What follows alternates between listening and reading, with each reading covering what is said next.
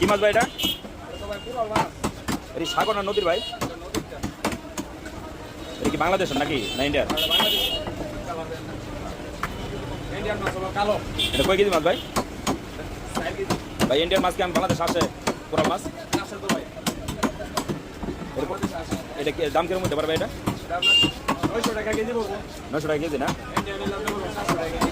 Indian মাছের দাম কম বাংলাদেশে না?